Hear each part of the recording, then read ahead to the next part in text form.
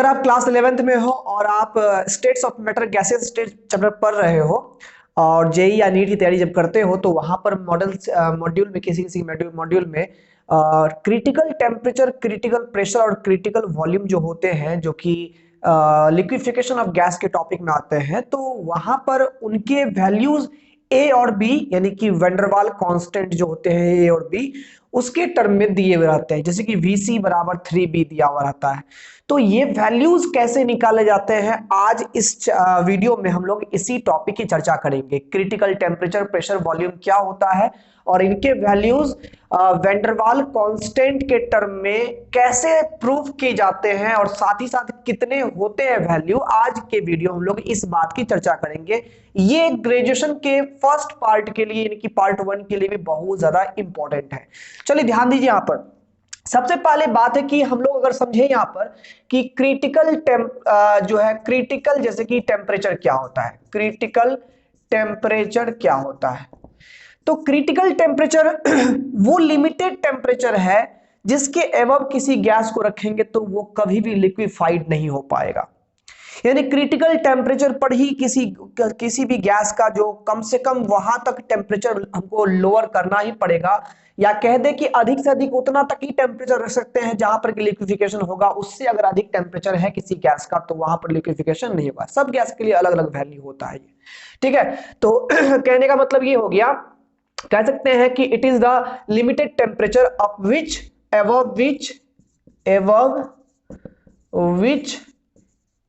liquefaction of any gas is not possible, है ना। ये वो टेम्परेचर है जिसके ऊपर में लिक्विफिकेशन किसी गैस का पॉसिबल नहीं है। इसको हम लोग TC से इंडिकेट करते हैं, ठीक है। वही है क्रिटिकल प्रेशर। क्रिटिकल प्रेशर क्या होता है? क्रिटिकल प्रेशर तो जब हम लोग यानी कि अगर हम लोग किसी भी गैस को कंप्रेस कर रहे होते हैं तो कंप्रेस करने के दौरान ही लिक्विफिकेशन होता है। अब क्रिटिकल टेम्परेचर पर मिनिमम जितना प्रेशर अप्लाई करने के बाद गैस का लिक्विफिकेशन स्टार्ट हो जाए, लिक्विफिकेशन जहां से होने लगे, उस प्रेशर को क्रिटिकल प्रेशर बोलते हैं। सबसे पहले क्रिटिकल प्रेशर के पहले आपको क्रिटिकल टेम्परेचर तक उस गैस को लेके जाना होगा, उसके बाद प्रेशर अप्लाई करोगे तो जितने मिनिमम प्रेशर से गैस का लिक्विफिकेशन पॉसिबल होगा, that is called critical pressure, है ना। एट द मिनिमम प्रेशर कह सकते हैं, the minimum pressure at which liquefaction of a gas is possible at critical temperature, ठीक है ना, इज कॉल्ड क्रिटिकल प्रेशर और इसको PC से इंडिकेट करते हैं। और क्रिटिकल कंडीशन में यानी क्रिटिकल टेम्परेचर और प्रेशर की कंडीशन में जो गैस का तभी एक्चुअल वॉल्यूम होता है, उस वॉल्यूम को हम लोग क्रिटिकल वॉल्यूम बोलते हैं। तो एक टर्म ये भी आता है क्रिटिकल वॉल्यूम। तो the actual volume of gas at critical condition is known as critical volume, VC होता है, ठीक है। अब यहां पर मेन चीज क्या है कि TC, VC और PC का जो वैल्यू होता है वेंडरवाल कांस्टेंट A और B के टर्म में लिखना होता है। वेंडरवाल कांस्टेंट क्या है तो आप लोगों ने पढ़ा है रियल गैस इक्वेशन, क्या होता है P plus A/V square into V minus B बराबर RT। ये फॉर 1 मोल है, या फॉर अगर हम यहाँ 1 मोल माने तो इसके लिए है, अगर N मोल मानते हैं तो आप लोग पढ़े होंगे P plus A into N square by V square into V minus NB बराबर nRT। ये हमारा फॉर N मोल के लिए ये बनाया गया है। और जो आइडियल गैस का इक्वेशन होता है वो क्या होता है PV बराबर nRT। इसी में प्रेशर में करेक्शन करके प्रेशर को ये बनाया गया है और वॉल्यूम में करेक्शन करके वॉल्यूम को ये बनाया गया है। ध्यान दीजिएगा यहाँ पर इसका जो प्रूफ है वो हम लोग सेपरेट वीडियो में किए हुए हैं, ठीक है ना। तो यहाँ पर जो है यहां पर हम लोग बात करेंगे इस इक्वेशन के हेल्प से, जो यही A और B जो है हमारे पास वो वेंडरवाल कांस्टेंट कहलाते हैं। तो इसी AB के टर्म में हम लोग को TC, VC और PC कैलकुलेट करना है। तो चलिए हम लोग इसका कैलकुलेशन की तरफ चलते हैं। थोड़ा सा मैथमेटिकल टर्म यहाँ पर ज्यादा है तो यहाँ पर एक एक पॉइंट को अच्छे से समझिएगा, फिर हम लोग कैलकुलेट करेंगे। तो इस कैलकुलेशन में हम लोग जो है रियल गैस इक्वेशन का ही यहाँ पर यूज करने वाले हैं।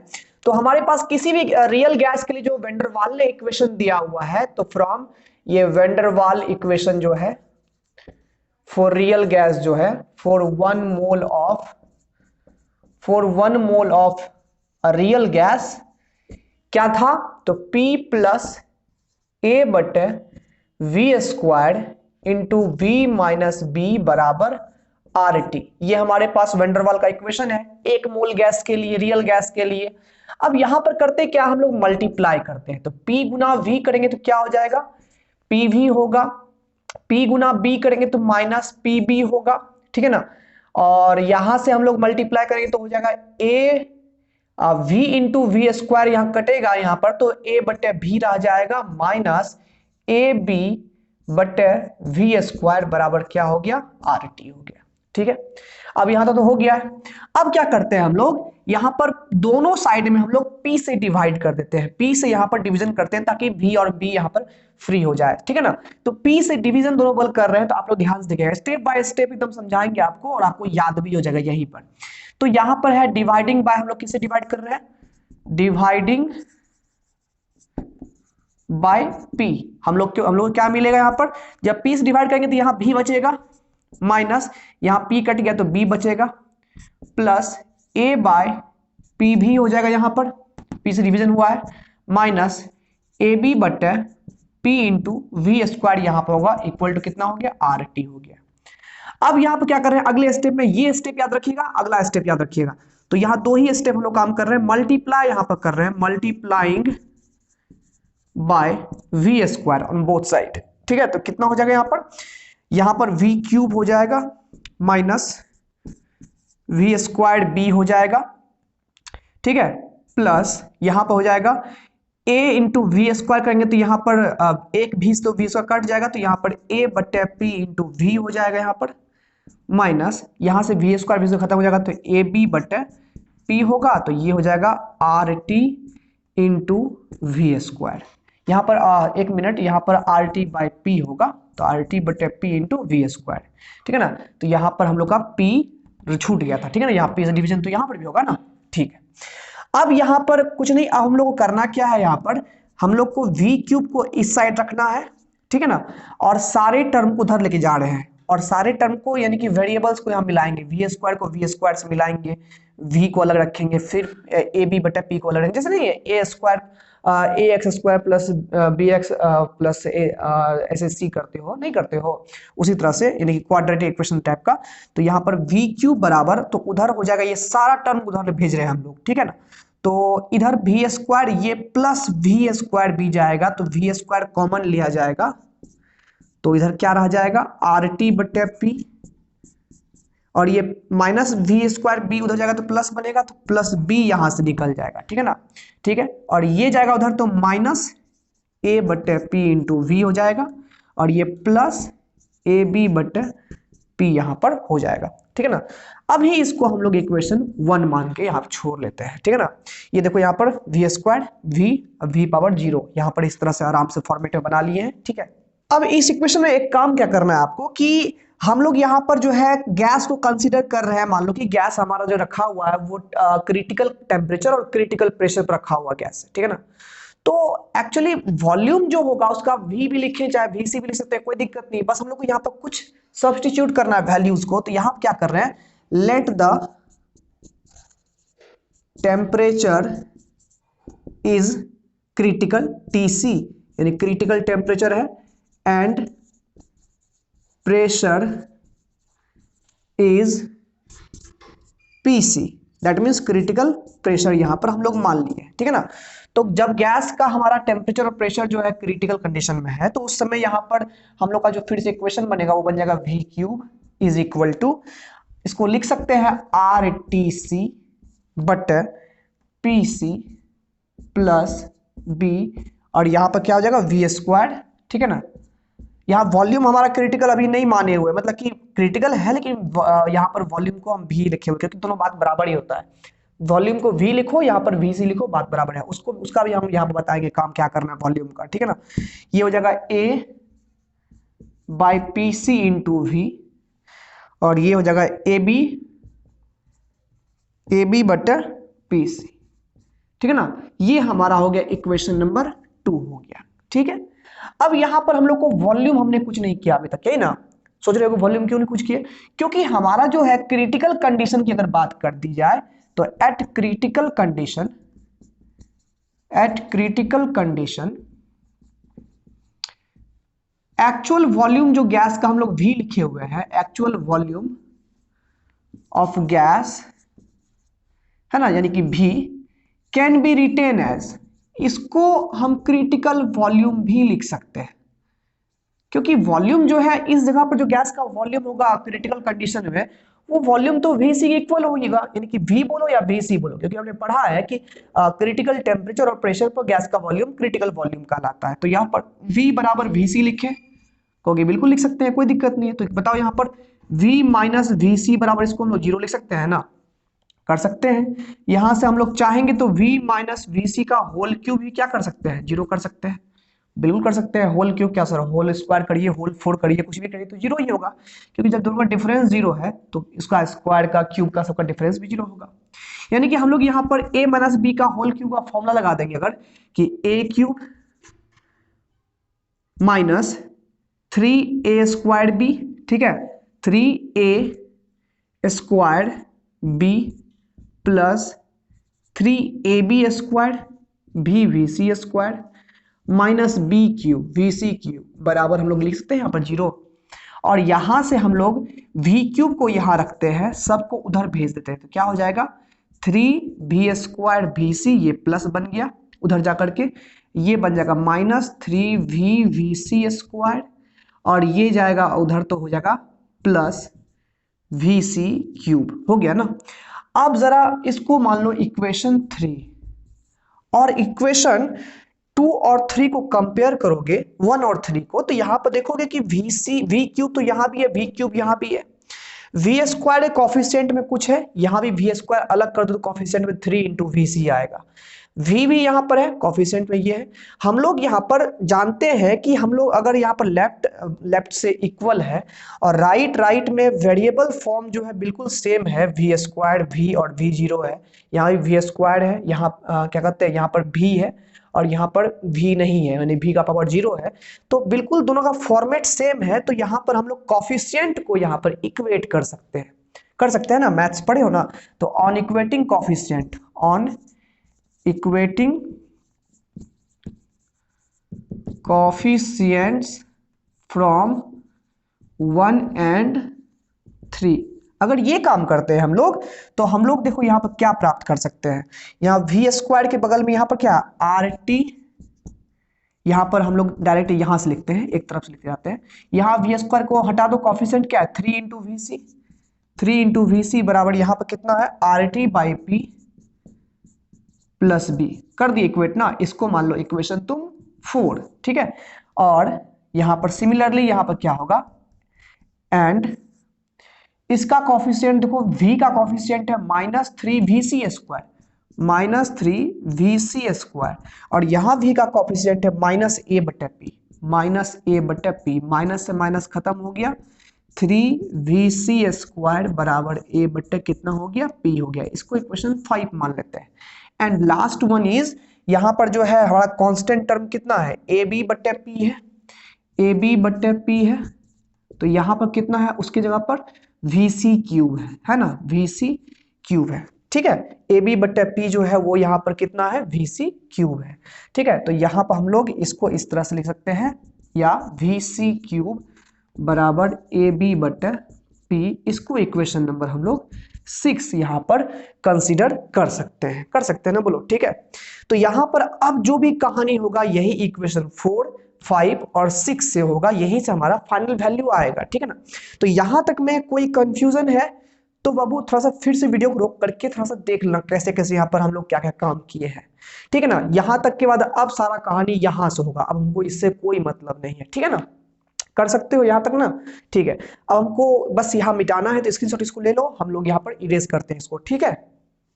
तो आपने लिख लिया है तो हम लोग आगे बढ़ते हैं यहाँ से, तो यहाँ से हम लोग डिवाइड कर दे, ठीक है। अब यहाँ पर क्या है, हम लोग जो है 6 में 5 से अगर डिवीजन करें तो वी सी का वैल्यू यहाँ से निकल सकता है, क्योंकि हमारा जो है यहाँ पर एक चीज और है कि हम लोग यहाँ पर कुछ टर्म यहाँ पर टीसी यहाँ पर था, ये भी टीसी था, आप लोग थोड़ा सही कर लीजिएगा, पीसी था यहाँ पर, सारा कंडीशन यहाँ पर क्रिटिकल कंडीशन में था, ठीक है ना, यहाँ पर पीसी था, ठीक है। तो ये सभी टीसी और पीसी टर्म में आप लोग कर लीजिएगा, ठीक है ना, यहाँ पर सब कुछ ऐसे था, क्लियर है। तो यहाँ पर जो है हम लोग क्या करने वाले हैं, इक्वेशन 6 में 5 से डिवाइड करने वाले हैं, ठीक है ना। तो इक्वेशन 6 बटे इक्वेशन अगर 5 करते हैं हम लोग, तो यहाँ पर हो जाएगा कितना, लेफ्ट में डिवीजन होगा, VC क्यूब हो जाएगा, VC क्यूब बट यहाँ पर हो जाएगा 5 में कितना है 3VC स्क्वायर, 3VC स्क्वायर। उधर राइट में क्या है, AB बटे PC है, AB बटे PC है, और जब डिवाइड करेंगे यहाँ पर A बटे PC से डिवाइड करेंगे तो ये उलट जाएगा, ठीक है ना, गुना हो जाएगा, PC बटे A हो जाएगा, A से A खत्म, PC से PC खत्म हो गया, V स्क्वायर से एक यहाँ पर 2 VC खत्म हो गया तो 1 VC बचा, तो देखो यहाँ पर आ गया VC बराबर 3 इंटू B। अब यहाँ पर हमारा फाइनल वैल्यू आ चुका है, ये भी आप लोगों ने देखा होगा कि क्रिटिकल वॉल्यूम जो है उसका डायरेक्ट फॉर्मूला है, अगर वेंडरवाल कांस्टेंट ए बी दिया हुआ है तो क्रिटिकल वॉल्यूम का जो फॉर्मूला होता है किसी भी गैस के लिए वो 3 इंटू बी होता है, 3 इंटू बी होता है, ये सारे गैस के लिए वैलिड है। अब यहाँ पर VC का वैल्यू अगर इक्वेशन 5 में रख देंगे तो यहाँ PC निकल जाएगा फ्रॉम इक्वेशन 5। अगर हम लोग इक्वेशन 5 को देखें तो वो क्या है, 3VC स्क्वायर बराबर A बाय PC है। तो यहां पर हम लोग VC जगह पर 3B लिखेंगे, 3 इंटू 3B का स्क्वायर बराबर A बटे PC है। तो यहां पर हो जाएगा 9B square, 3 into 9B square बराबर A बटे PC। तो यहां से PC आ जाएगा हम लोग का, PC यहां ले गए तो A बटे ये हो जाएगा, ये 9 है, 27B स्क्वायर। आप लोगों ने ये भी वैल्यू आपने देखा होगा, यूज भी आप लोग किए होंगे, लेकिन पता नहीं होगा ये वैल्यू कैसे प्रूफ हुआ है, ठीक है ना। तो ये PC इस तरह से A बटा कितना आ जाता है 27B स्क्वायर। अब हम लोग इसको याद कर लेंगे ताकि न्यूमेरिकल में कभी कभी यहाँ पर हमें पूछ दिया जाएगा तो फिर जाकर के वहां प्रॉब्लम होगा, इसलिए याद कर लेंगे इसको, ठीक है। और हम लोग इन PC और VC दोनों का वैल्यू अगर इक्वेशन 4 में रखेंगे तो TC आ जाएगा, ठीक है ना, फ्रॉम इक्वेशन 4, फ्रॉम इक्वेशन 4, ठीक है ना। देखो उल्टा काम कर रहे हैं, यहां से 6 से 5 डिवाइड किए और फिर 5 में वैल्यू रखे, फिर अब 4 में रख रहे हैं, ठीक है ना।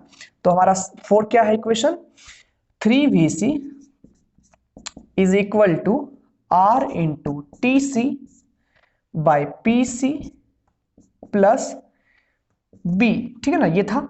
तो अब VC जगह पर क्या रखोगे, VC जगह पर हम लोग रखेंगे यहां पर 3B, 3 इंटू 3B हो गया बराबर R तो R रह गया, TC हमारा क्या था, तो TC निकालना ही है हम लोग को, और यहाँ जो PC का वैल्यू है वो है A बटा 27B स्क्वायर।